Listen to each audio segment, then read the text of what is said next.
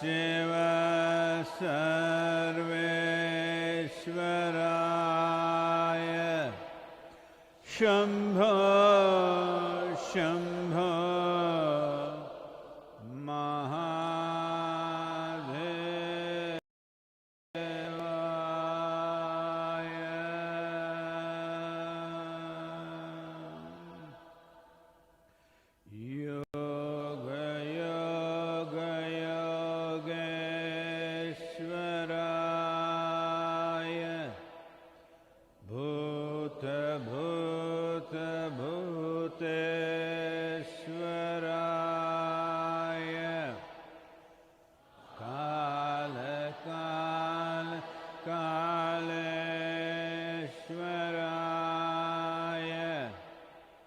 Shiva Shiva Sarveshwaraya Shambho Shambho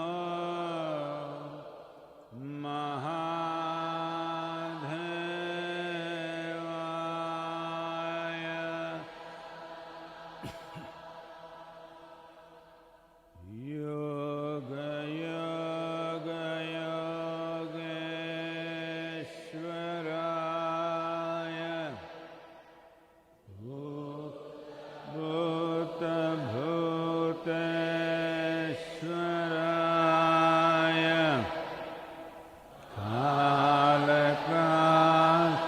Kaleshwaraya Shiva Shiva Sarveshwaraya Shambho Shambho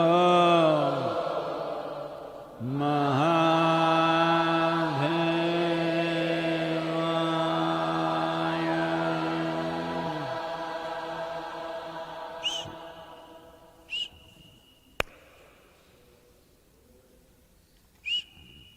Please.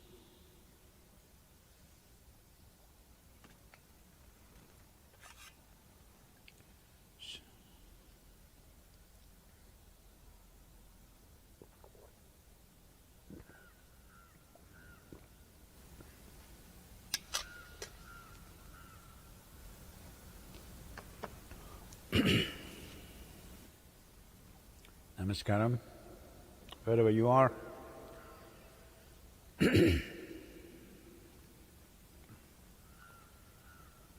Well,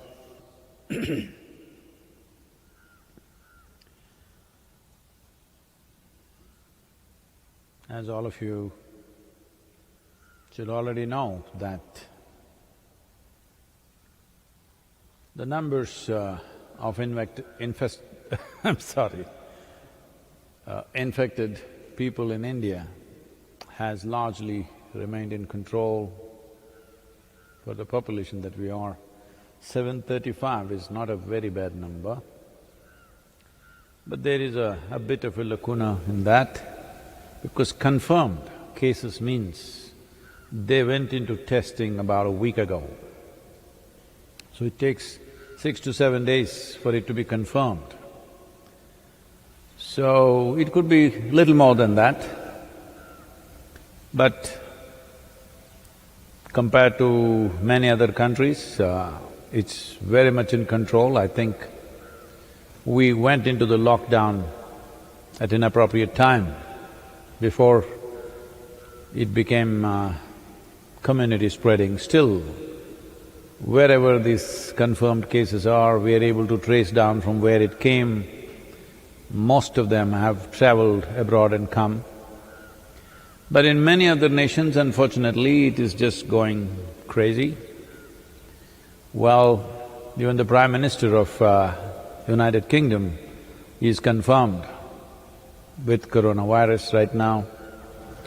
Prince Charles is confirmed.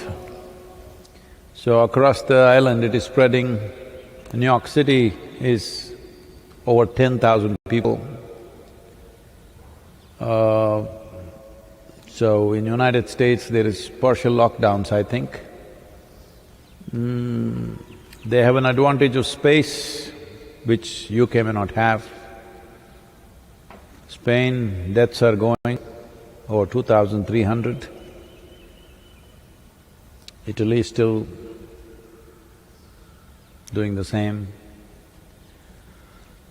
So,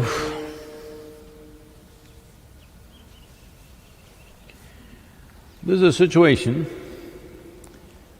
but we also know that a whole lot of people will recover. But the problem will be that in a given society or a nation, if too many people go into infection state, it'll be impossible for any nation to provide necessary medical assistance that they would need. That is when people will start dying in large numbers. So that's what we are trying to prevent with this lockdown. And there are strategies in India that even if they relax it within the state, between the states, the lockdown will continue for a more period of time probably, because they want to break the chain of infection that's happening.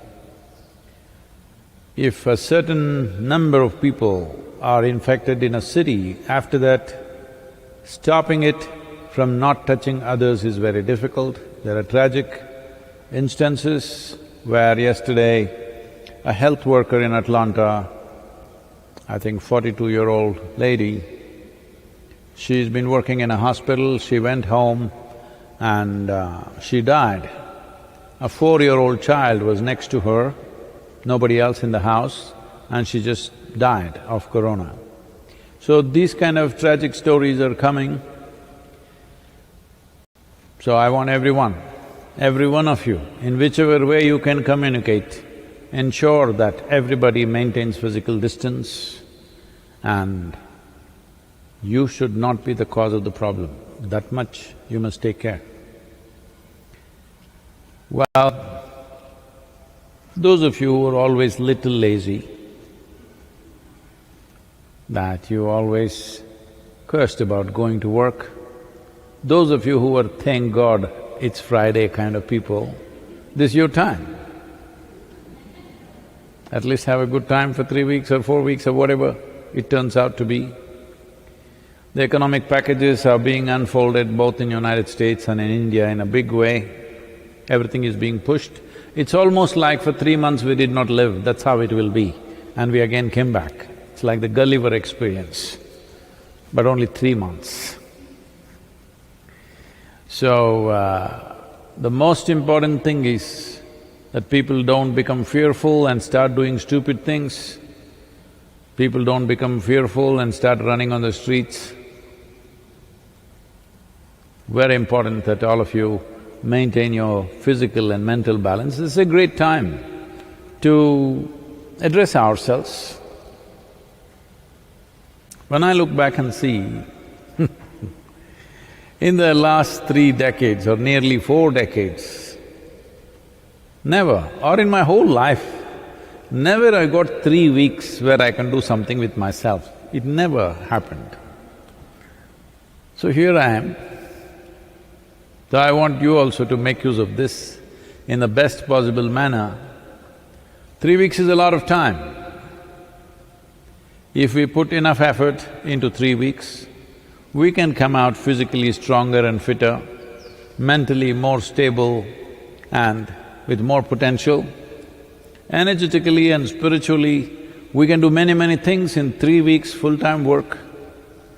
Well, many of you have attended programs and you have seen in a 2-day program or a 4-day program, life has taken a huge shift. 3 days of Bhava-Spandana, life got turned upside down. So this is your time to do your thing, that you become a life that will soar. Yes, let us not complain about anything and everything that comes our way. The virus is doing its job, we must do ours. This is important. We don't do virus's job, we do ours. If you transport virus from yourself to another person or from another person to you and you to somebody, you're doing the job of the virus. You're a virus party.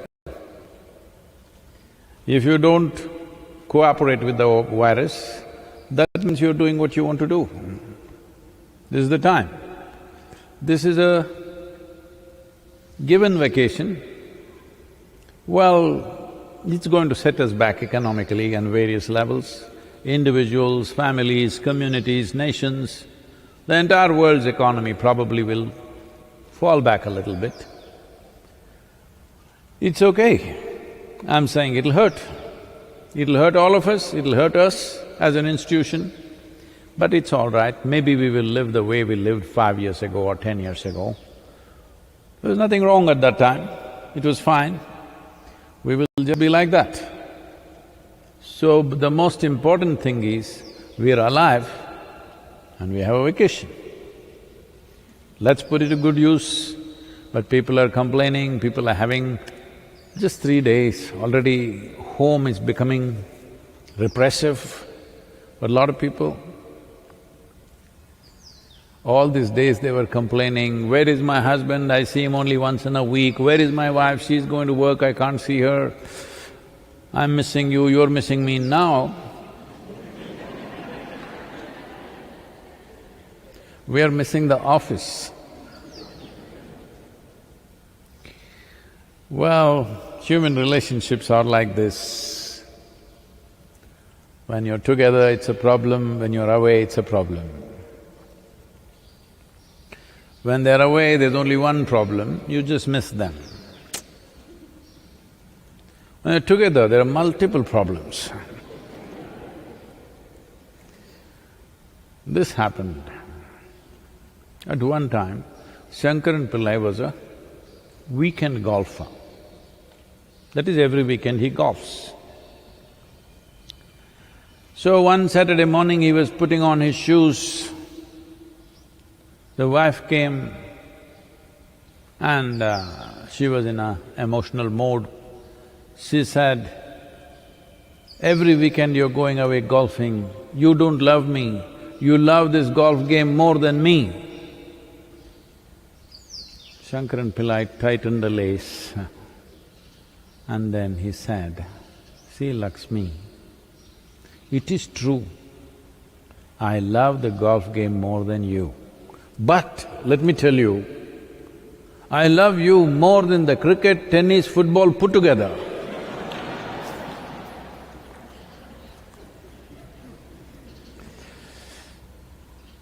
So, it's time. It's time we address who we are, what are we made of, what is our limitation. It's time to address that. So this is a good time for that. Let's not fool ourselves, fanciful ideas that you picked up in romantic novels and movies and stuff. It's time we address who we are. We got issues.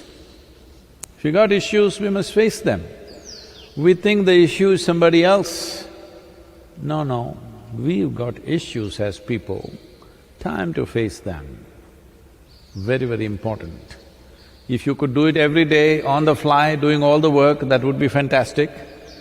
But if you could not do that, this is a time when you sit by yourself, all the troubles you're having, obviously yours. The boss is not around. You can't blame it on him. The traffic is not bad anymore, you're not even there. You can't blame it on the traffic, why you're freaked? You don't have to go to office on the time, so you can't blame it on that. You're sitting at home and freaking, obviously it's you. It's time to address that. Human relationships become what they become mainly because most people think the other person should be the source of my joy. No, it's your business to see that you are the source of joy for the other person. Everybody is always wanting to meet that wonderful person who doesn't exist. Actually, I have enough experience in life, I'm telling you, such a person doesn't exist.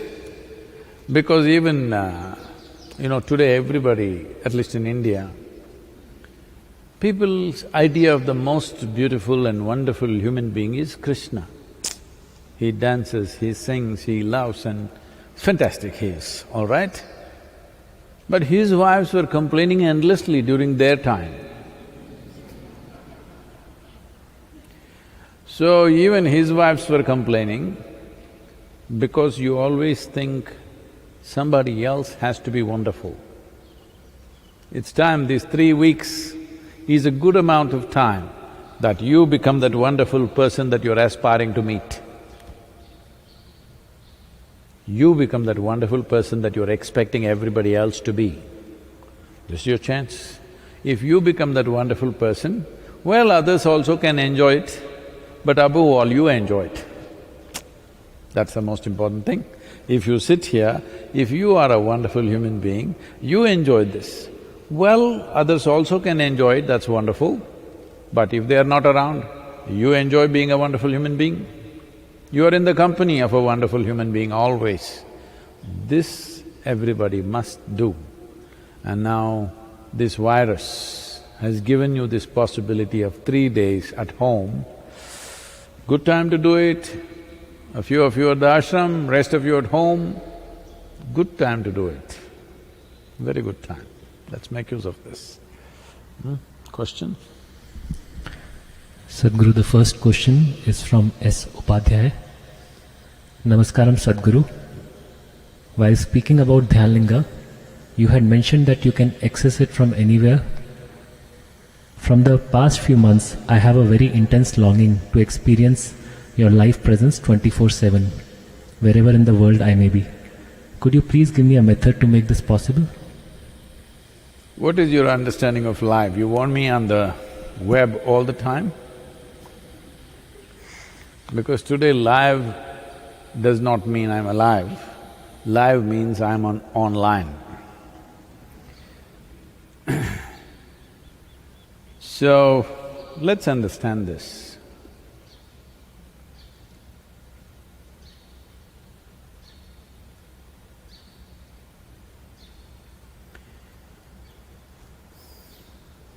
What you think you are right now is, this is me. Well, we have done enough of this talk with you, enough processes with you, that what you consider as your body is an accumulation. So it's yours, cannot be you. Other thing is, what all mess that's happening in your head, you think it's me, the content of the mind. Well, that is also an accumulation, that is also yours, because nobody else wants to have it. So, it's yours, but it's not you. So what you consider or what you do not know as myself, but you know you exist, but you do not know what is the nature of your existence. So the whole idea of spiritual process and the tools that are established to manifest this or bring this experience into people's lives, all the tools, whether it is Dhyanalinga or Yogeshwara or myself, this is a tool, this is not a person. The tool is that something beyond physical is happening around them all the time. Physicality, the basis of physicality is a defined boundary. Without a defined boundary, there is no physical nature. So once something beyond physicality is happening, there is no such thing as boundary, there is no such thing as here and there. Physical can only be either here or there. That which is not physical is neither here nor there, or it is both here and there. Well, this may sound little out of reach for you, but normally, for most human beings, I would say, over 90% of the human beings, they can pay attention to something, absolutely, only if they're emotionally involved with it. Very few human beings have a mind which can give them absolute involvement without any emotional involvement. That takes a lot of work. To have a mind that you can stay focused on something absolutely without emotionally being involved with it. But I would say for 90% of the people, they need emotional support to pay attention to something absolutely. This is the reason only those people who you think are in the ambit of your love, you pay attention to them. Those who are not, you ignore. You cannot pay attention to them. So because of this, spiritual process always mixes up a very simple aspect. To bring focus, we talk about devotion, emotion, all this stuff. Is it really needed? No. If you could simply, absolutely be, you don't need any emotion, you don't need any devotion. Just sitting here, dry as a stick, you can still reverberate with the energies of this universe. But that is a very small number of people. Others need some kind of… something has to tug them in their heart, otherwise they will not look in that direction.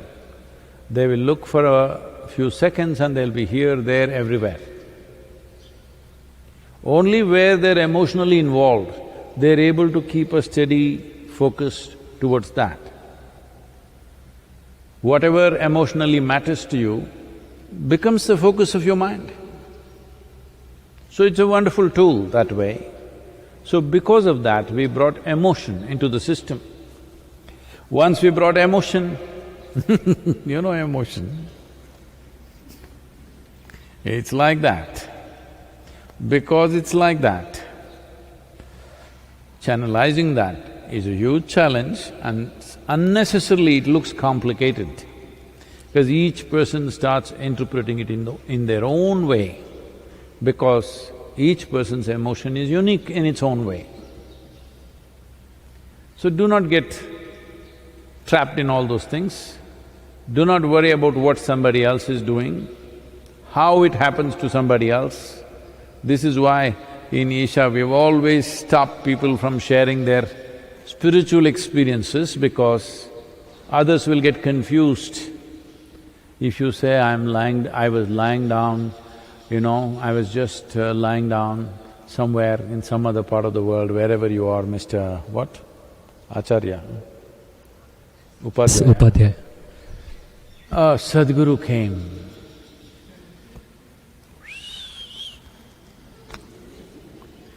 And so much trouble for me, because all kinds of people now will start saying, Sadhguru came and did this, Sadhguru came and did that. Usually it starts with good things.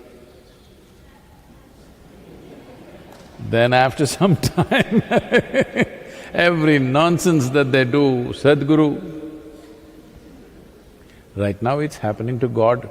Fortunately, he is not here, so it's okay, you can blame him for any damn thing, but you can't access him, so I'm saying at least you cannot punish him, so it's okay. For everything, all the nonsense that happens, I think God wills like this. That's why I'm doing all this idiotic stuff. Now once this thing gets focused on a living person like me, phew, too much trouble. Well, can we make the presence be available wherever you are? Of course, otherwise what's the point? Then it'll be just talking spirituality. Talking spirituality can be inspiration at its best and entertainment at its worst. That's all it can be. Talking about it, talking about it, talking about it.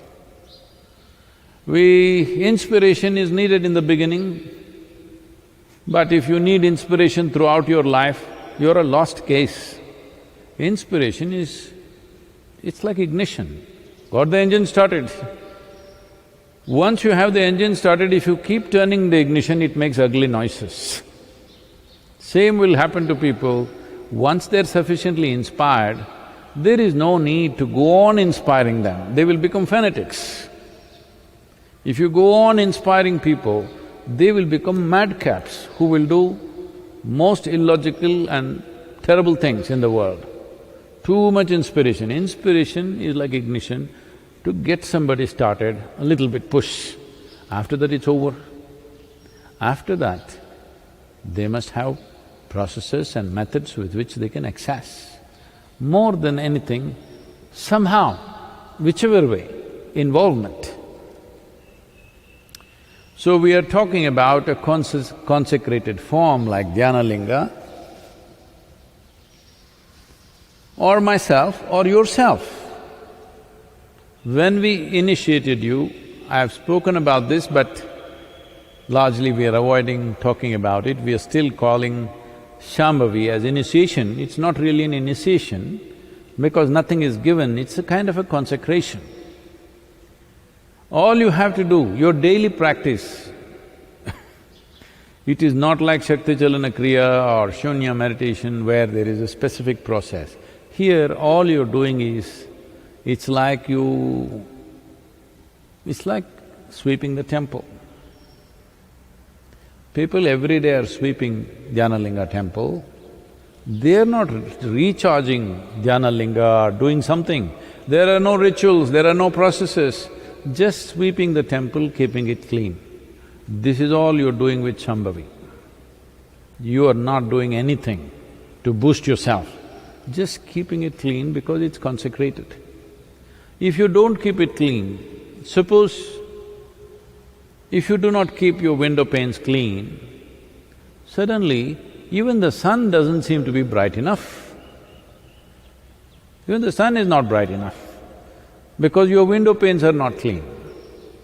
Or you got a cataract, suddenly even the sun is not bright enough. This can easily happen. So all you have to do is keep it clean. Sadhguru, I'm doing my practice once a month, once a day. I'm just being mean, just like that, it's a holiday.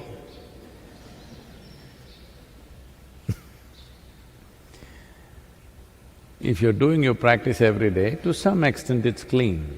But maybe the rest of the day you're completely oblivious of it. So one simple thing you can do is use something, anything.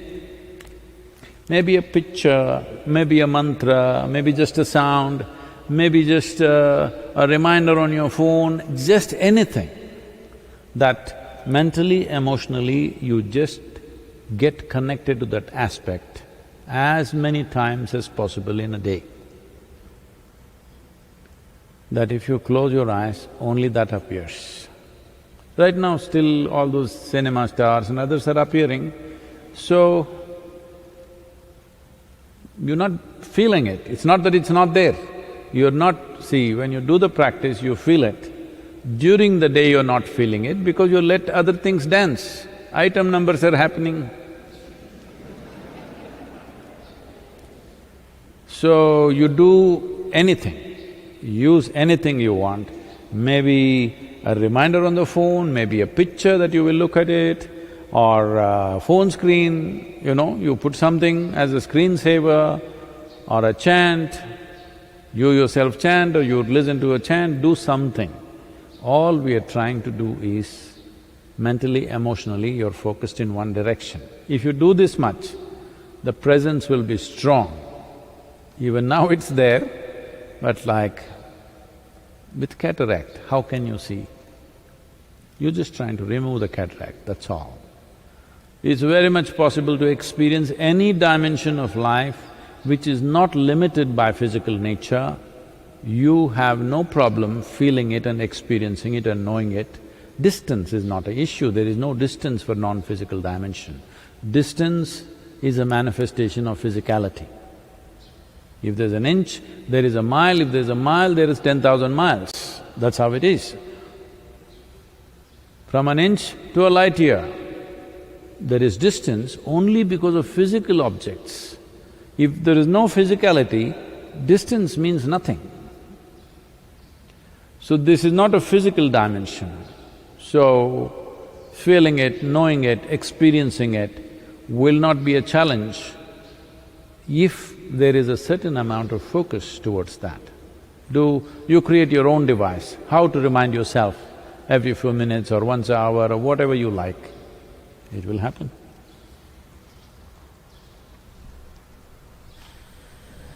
Sadhguru, the next question is from Sonia. Namaskaram Guruji. I am from Berlin. With increased silence outside, inside noises are becoming very noisy. Could you shed some light on inner vibrations and the inner sound? Whoa! In Berlin? Usually people don't call me Guruji because Guruji is a honorific. I'm very embarrassed with such things. Sadhguru is a description. Just like saying an orthopedic or an ophthalmologist or a gynec or a neurologist, just like that, Sadhguru is just a description. I don't mind the description because it says an uneducated guru, nobody comes and confronts me with scriptures because they know anyway I don't know it. Just to ensure that we don't spend time trying to debate, discuss something that we have no clue about and we have never bothered about. But Guruji is a honorific. Don't do that to me. I've lived in a certain way,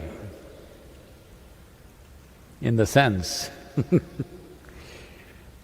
I've lived in such a way that people around me are always confused. What the hell is he about? It's very important for me because if they make any conclusions, then it's very hard to work with them. Confusion means at least you realize you don't know, which is good. If somebody comes to know by a very deep experience, that is fine with me. That's another state. But drawing nice conclusions about somebody is not necessary, drawing bad conclusions about somebody is not necessary. So all honorifics come from this, that people draw positive conclusions about somebody. The value of who I am is only when you simply look at me without any conclusions, you will see, you will be so thoroughly confused. You've not paid enough attention to me because most of the time you're seeing me sitting here in a satsang or this kind of situation, so you have not seen me in various situations. If you see me in various situations, you will be thoroughly confused, which is a very good thing. That means you are unable to draw a conclusion, because conclusion is death. Conclusion means no more possibility. If you draw a conclusion about me, unknowingly, as a seeker, you will draw a conclusion about yourself. That means seeking is over. Once you draw a conclusion, where is the seeking? You calling yourself a seeker is absolutely meaningless. About the vibrations in Berlin, well, outside vibrations have stopped, is that what she's saying? Oh, the automobiles are not thundering around. Well, I also like to drive and ride, but it's all right. Maybe every year, we should think about this really as a world, as a generation. Every year, 3 weeks, no automobiles on the road, everybody stays home. Hello? What's the problem? Nothing will happen. Everybody at once turn off every damn thing in the world, like school children break for their vacation, all human beings take a break, oh, every other creature on the planet will celebrate. So if all the machines in Berlin have come to a standstill, the German automobiles are not thundering around, so now… Am I understanding the question? She's saying, how to manage interiority, or what about the inner vibrations? What is that? Could you shed some light on the inner vibrations and the inner sound, given that outside has become quiet, but the inner has become more noisy? Oh.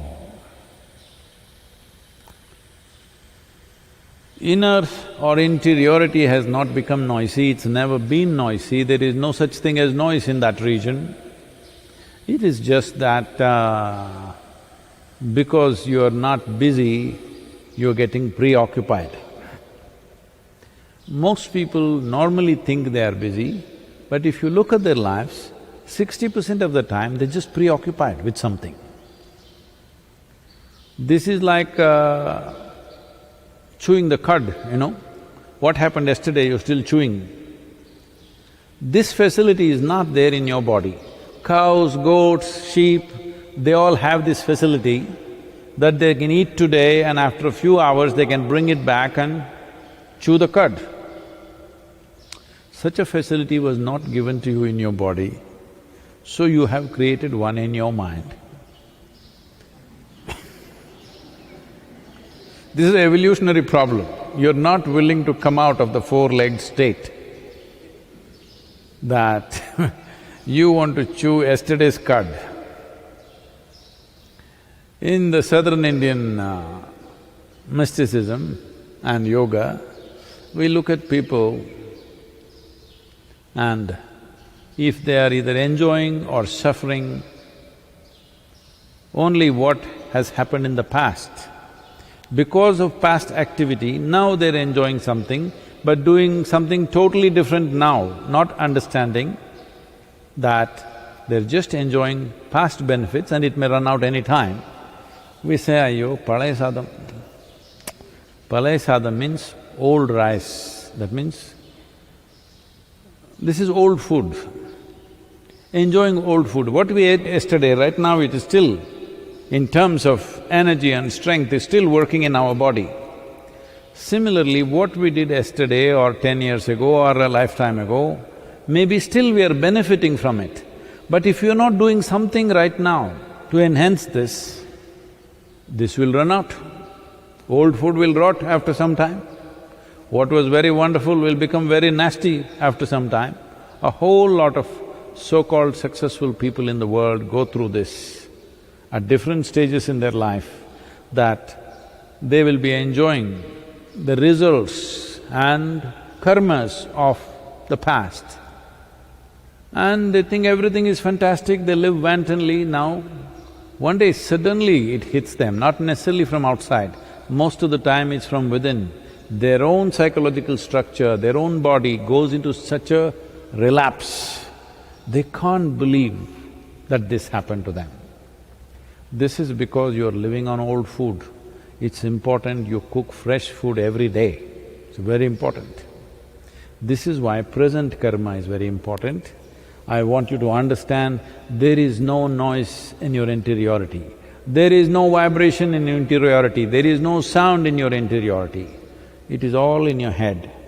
This is because you're chewing the old cud. Now, if you are busy with some activity, you would forget some of the things that are happening in your head today. But once your hands are not engaged, then you see this will go on. So what should I do? Well, we have taught you many ways. You don't try to stop it because you cannot stop it. The only way is you can distance yourself from it. Well, there are many methods to distance yourself. If you're doing Shambhavi or Shunya, definitely there's a powerful process. Otherwise, you can do Isha Kriya. If you don't know any of these things right now, the simple thing is just this. You have to just look at yourself and see. You're a tiny little creature in this vast existence, we don't know where it begins, where it ends. On this little mud ball of a planet, you sit here and you think you're the center of the universe, it's a stupid idea. Everything is from this basis that you think you are the center of the universe. It's a very stupid idea. From this stupid idea, many stupid ideas have come, which is socially considered intelligence. So you just look at your thoughts in the context of larger cosmos. Now the virus is threatening your life. In the context of your mortality, the things that you think about, the things that you think are important, every one of them is stupid. If you see your mind is, your thought, your emotion is utterly stupid, naturally you will create distance. The problem is you think it is smart, and now when it troubles you, you want it little away. No, whatever you think it is smart will sit on your shoulder like a badge. It will not go. It will not leave you. The moment you think you are smart, your thoughts cannot leave you. You cannot close your eyes and sit if you're a very smart guy. Just know this. When you know you're a bloody fool, you can close your eyes and sit. In terms of life, in terms of existence, you really nothing, okay? Socially you may be something, among fools, fools will shine. That doesn't mean anything. As a life, tomorrow this silly little virus can knock you off. Yes, you or me, I'm saying. It can just knock us off. So whatever great smart things we are thinking doesn't mean a damn thing. If you understand this, naturally there will be a distance between you and your thought process. Once there is a distance between you and your thought process, it doesn't matter what you're thinking at all. Yoga yoga yogeshwaraya bhuta bhuta bhuteshwaraya kala kala kaleshwaraya Shiva Shiva Sarveshwaraya Shambho Shambho